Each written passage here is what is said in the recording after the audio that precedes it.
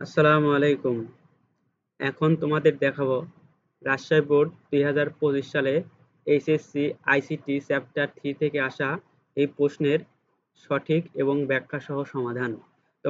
তোমাদের এই 4 নাম্বার প্রশ্ন ছিল আয়ন ফলের দোকান থেকে এই এত টাকা আপেল ও এত টাকার কমলা কিনলো। ক নম্বরের প্রশ্ন ছিল র্যাডিক্স পয়েন্ট কি? খ নাম্বার ছিল a ইকুয়াল 0041 হেক্সাডেসিমালে ব্যাখ্যা করো। গ নাম্বার ছিল উদ্দীপকে উল্লেখিত আপেল ও কমলার মোট মূল্য বাইনারিতে কত? ঘ নাম্বার ছিল উদ্দীপকে উল্লেখিত আপেল ও কমলার মূল্যের পার্থক্য যোগের মাধ্যমে নির্ণয় করো। সো এখন তোমাদের দেখাবো একদম ব্যাখ্যা সহ প্রত্যেকটা প্রশ্নের সঠিক এবং নির্ভুল সমাধান। তো চলো আমরা সমাধানে চলে যাই। আর একটি কথা, তোমাদের অবশ্যই এখন হাতে ক্যালকুলেটর নিতে হবে। ক নাম্বার প্রশ্নে ছিল র্যাডিক্স পয়েন্ট কি? এর উত্তরটি হলো র্যাডিক্স পয়েন্ট বলতে এমন একটি চিহ্ন বোঝায় যা সংখ্যার পূর্ণ সংখ্যা অংশ এবং ভগ্নাংশ অংশকে আলাদা করে। জাস্ট এইটুকু লিখলেই 1 মার্কের জন্য যথেষ্ট। সো র্যাডিক্স পয়েন্ট বলতে বোঝাচ্ছে পূর্ণ সংখ্যা এবং ভগ্নাংশ সংখ্যার মাঝখানে যে বিন্দুটি বসায় সেটাকেই হলো র্যাডিক্স পয়েন্ট বলে। তো এখন তোমাদের দেখাবো খ নাম্বারে এই প্রশ্নের সমাধান। খ নাম্বার প্রশ্ন ছিল a ইকুয়াল 0041, এটা ছিল হেক্সাডেসিমালে। এটাকে আমরা এখন ব্যাখ্যা করব। তো আগে তোমাদের বলেছি অবশ্যই তোমাদের হাতে ক্যালকুলেটরটি হাতে নিতে হবে। তো এখন আমাদের সমাধান করব খ নাম্বার। আর এটার লিঙ্ক তোমাদের ডেসক্রিপশন বক্সে দিয়ে দেবো, সেখান থেকে তোমরা কালেক্ট করতে পারবা। খ নাম্বার প্রশ্ন ছিল a ইকুয়াল 0041, আর এটা ছিল হেক্সাডেসিমালে। খ নাম্বার ছিল a ইকুয়াল 0041, এটা ছিল হেক্সাডেসিমালে। সো এখন আমরা এটাকে হেক্সাডেসিমাল থেকে দশমিকে কনভার্ট করব। দশমিকে কনভার্ট করলে এর সমকক্ষ মান আসে 65। এটা হচ্ছে দশমিকে বা ডেসিমেলে মান। সো এখন আমাদের এই খ নাম্বারের ব্যাখ্যা সহ সমাধানটি করে নেব। 0041 এটা হেক্সাডেসিমেলে, এটা হেক্সাডেসিমেলে এবং এর দশমিকে মান হচ্ছে 65 অর্থাৎ 65। আর 65 আক্সি কোডের অনুসারে এটা এ বর্ণ রিপ্রেজেন্ট করে। সো এটার সঠিক ব্যাখ্যা হলো এটা ছিল হেক্সাডেসিমালে এবং এর ডেসিমালের সংখ্যা হলো 65, যা 65 আক্সি কোডের এ কে রিপ্রেজেন্ট করে। তো এই ছিল তোমাদের খ নাম্বারের ব্যাখ্যা সহ সমাধান। এখন তোমাদের দেখাবো গ নাম্বারের প্রশ্নের সমাধান। সো তোমাদের গ নাম্বারে ছিল উদ্দীপকে উল্লেখিত আপেল এবং কমলার মোট মূল্য বাইনারিতে কত? তো এখন আমরা আপেলের মূল্যকে বাইনারিতে কনভার্ট করব এবং কমলার মূল্যকে বাইনারিতে কনভার্ট করে দুইটা মূল্য যোগ করলেই আমাদের বাইনারিতে মোট মূল্য চলে আসবে। তো এখন চলো আমরা এই বাইনারির কনভার্ট করি। আপেলের মূল্য ছিল 3 এবং এটা ছিল হেক্সাডেসিমালে। তোমরা এখন নিজেরাই ক্যালকুলেটরটি হাতে নিয়ে এটাকে রূপান্তর করো। এটার বাইনারি সমকক্ষ মান আসে 101111। 3 হেক্সাডেসিমাল থেকে বাইনারিতে রূপান্তর করলে এটার মান আসে 101111। এখন আমরা কমলার মূল্যকে বাইনারিতে কনভার্ট করব।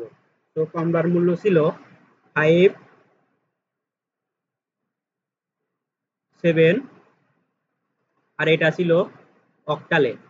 সমকক্ষ মান বাইনারিতে আসে 11। এই ছিল হেক্সাডেসিমালের আপেলের বাইনারি রূপ এবং অক্টাল কমলার বাইনারি রূপ। তো এখন আমরা এই দুইটি মানকে যোগ করলেই বাইনারির সমকক্ষ মান অর্থাৎ বাইনারিতে কনভার্ট করা হয়ে যাবে। তো এখন আমরা মানগুলো বসাবো এবং দুইটি মান যোগ করলেই এটার মান পেয়ে যাব। তো আমরা মানগুলো বসাই 0 1 1 1 1। এটা হলো আপেলের বাইনারি মান। এখন বসাবো কমলার বাইনারি মান 1 1 1। তো আশা করি তোমরা বাইনারি যোগ সকলেই পারো। এখন আমরা এই বাইনারিটি যোগ করে এটার মান বসিয়ে দিলেই এটার আপেল ও কমলার মান বাইনারিতে হয়ে যাবে। তো এটার যোগ করলে এটার যোগফলের উত্তর আসে। তো এই ছিল তোমাদের গ নাম্বারের সমাধান। জাস্ট তোমরা হেক্সাডেসিমাল থেকে বাইনারি এবং অক্টাল থেকে বাইনারি করে দুইটি মান যোগ করলেই তোমাদের বাইনারি মান পেয়ে যাবা। এছাড়াও তোমরা এই হেক্সাডেসিমাল থেকে প্রথমে ডেসিমাল এবং অক্টাল থেকে ডেসিমাল এই দুইটি যোগ করে দুইটি ডেসিমাল যোগ করার পরে জাস্ট শুধু বাইনারিতে কনভার্ট করলেও সে মানও হয়ে যাবে। জাস্ট যেভাবেই করো উত্তর একই আসবে। খ নম্বরে তোমাদের বলেছে উদ্দীপকের উল্লেখিত আপেল ও কমলার মূল্যের পার্থক্য যোগের মাধ্যমে নির্ণয় করো। তো এখানে তোমাদের পরিপূরকের মান একটু অন্যভাবে বলেছে।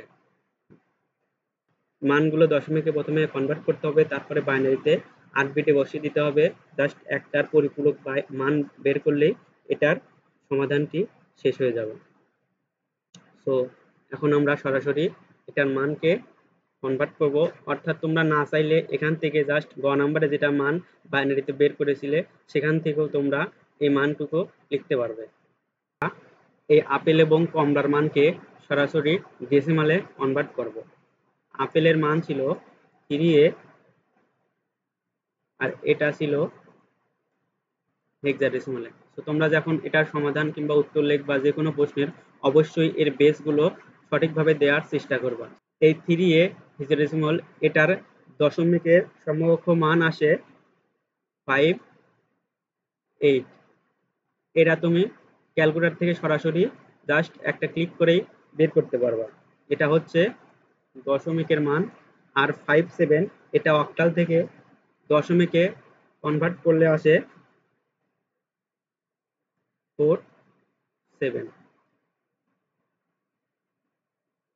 এটা দশমিকের মান। প্রশ্নে বলেছে দুইটা বিয়োগফল যোগের মাধ্যমে করো। অর্থাৎ এখন আমাদের এই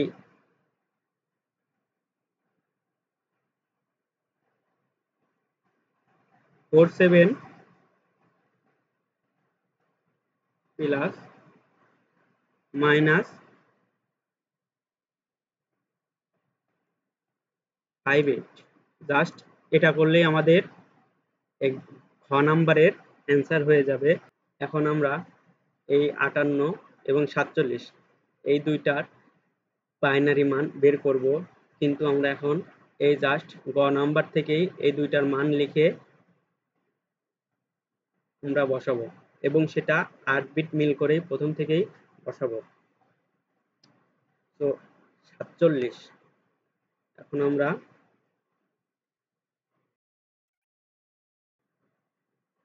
8 বিট মিল করে বাইনারিতে অর্থাৎ রেজিস্টারে বসাবো। এটার 8 বিট সহ মান হচ্ছে। সো এই ছিল 8 বিটে 47 এর বাইনারি মান 1। এই 58 কে এখন 8 বিট মিল করে বাইনারিতে প্রথমে বসাবো। এর 58 কে বাইনারিতে কনভার্ট করলে এবং 8 বিট মিল করলে এর মান হচ্ছে, এটা হচ্ছে 58 এর 8 বিট মিল করে বাইনারি মান 1 2 3 4 5 6 7 8। এটা ছিল 58 এর বাইনারি মান রেজিস্টারে 8 বিট মিল করে। এখন আমরা একে 1 এর পরিপূরক বের করব। অর্থাৎ 0 এর জায়গায় 1 এবং 1 এর জায়গায় 0 বসাবো। 0 এর জায়গায় 1 এবং 1 এর জায়গায় 0 বসিয়ে এর মানটুকু লিখব 1 0 0 0 1 1। এখন আমরা একে এর সঙ্গে 1 যোগ করলেই এটা 2 এর পরিপূরক হিসেবে এর মান পেয়ে যাব।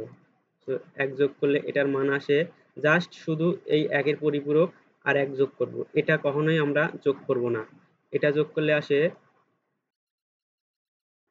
এটা ছিল 58, 2 এর পরিপূরক, অর্থাৎ এটা হচ্ছে -58 এর মান। এখন আমরা জাস্ট বিয়োগ করলেই, অর্থাৎ যোগের মাধ্যমে বিয়োগ করলেই এই মান 2 এর যোগের মাধ্যমে জাস্ট এটা এখন বিয়োগ করলেই আমরা এর মানটুকু পেয়ে যাব। এখন আমরা এর মান বসিয়ে পাই। এখন আমরা এই -58 এর মান বসাবো।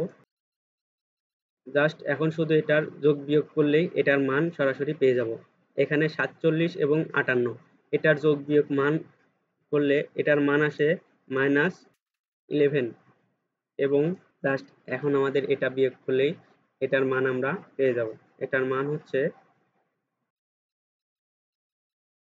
01। সো এখানে 8 বিট পরে একটি 1 এসেছে, সো এটা হচ্ছে চিহ্ন বিট, অর্থাৎ এটা মাইনাস কে রিপ্রেজেন্ট করতেছে, আর এটা হচ্ছে তোমাদের 11 এর বাইনারি রূপ। সো এই ছিল তোমাদের গ, ঘ এবং খ এর সঠিক সমাধান। রাজশাহী বোর্ড 2025-এ আইসিটির তৃতীয় অধ্যায়ের এই 4 নম্বরের ব্যাখ্যাসহ সমাধান।